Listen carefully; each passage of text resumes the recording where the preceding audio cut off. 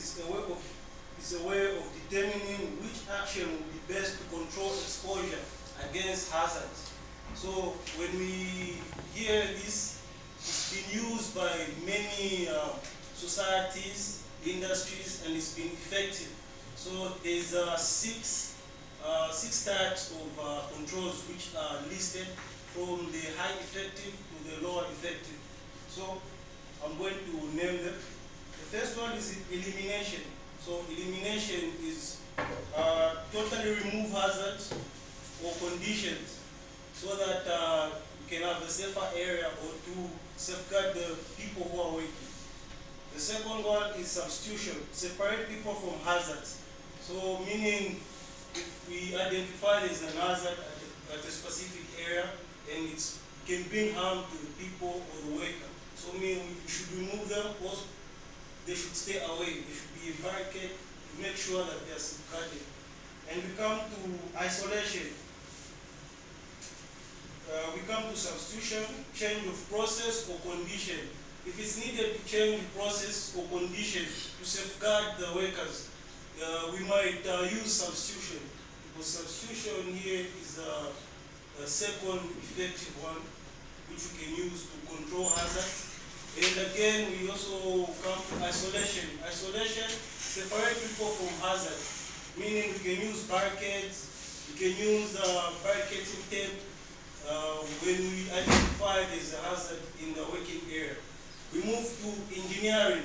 Engineering, these are devices to prevent harm. I can give an example of safety alarms. I can give an example of ventilation. I can also give an example of barricades, again, to protect people while working in a safer manner. We also go to administration. Administration, this is policies and procedures.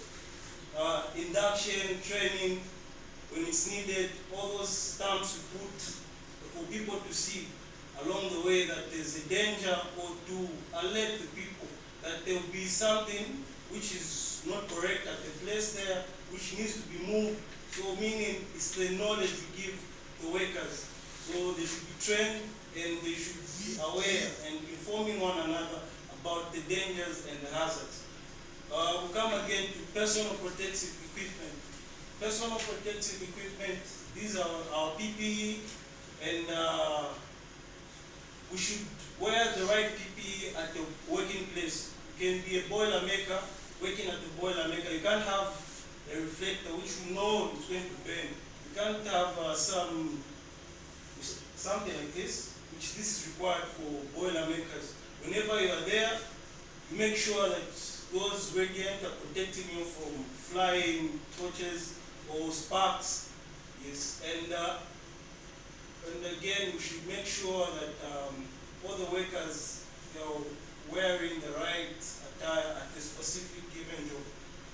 So it's starting from most effective to least effective. I don't know if there's any question, but I have a few questions. Anyone has a question? Yeah, it's just a comment on the movie that we have just watched. If somebody else has some ideas apart from what we have said now, guys, take the floor. Well, if there are no questions, well, I have about 3 or 4 questions. Why is PPE in the lowest hierarchy of control? Why have they put PPE to be the last instead of being the first? I don't know if someone who can help us out with that. Yes, PPE is the last line of defense. Yes. So probably with any controls that you put in an environment in a working area, PPE will definitely be the last to save you. Not exactly to save people, but let's say for example you're wearing PPE and you're not wearing specific PPE for the right job.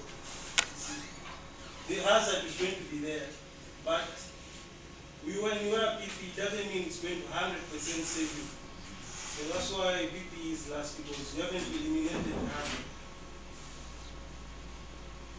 I don't know if there's any other question. Yes, sir. I would like just to add something Yes, to that yes. question.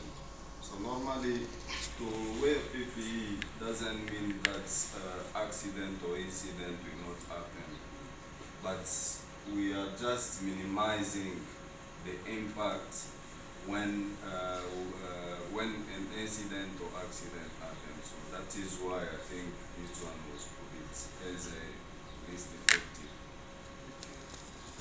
If there is no other question, I can go to the next one. The next one is, what does it mean to think on a different perspective when it comes to seeing a hazard?